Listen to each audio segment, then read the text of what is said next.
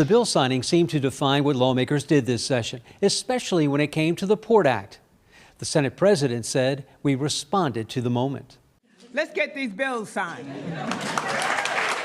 Light moments, touching gestures of gratitude, and recognizing the importance of bipartisan support.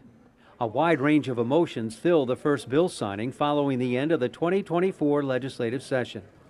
The PORT bill, which financially helps dock workers, one of the first signed. But we have to understand what happened 2 weeks ago was not a Maryland catastrophe.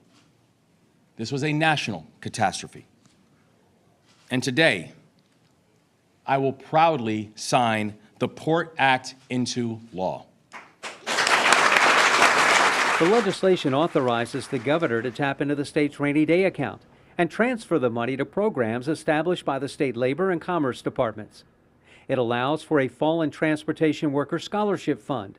It suspends the unemployment insurance work requirement and increases the state's bonding authority to rebuild the bridge.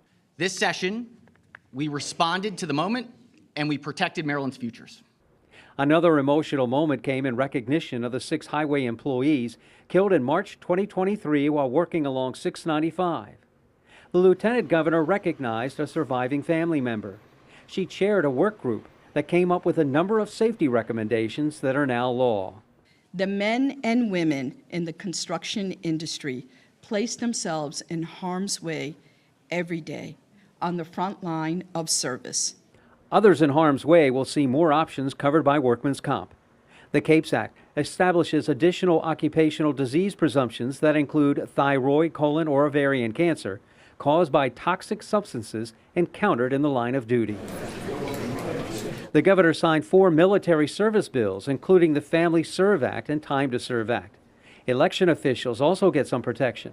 The new law allows for the prosecution of individuals who threaten election workers or their families. I'm proud of what we've done, proud that we found ways to work together on these issues.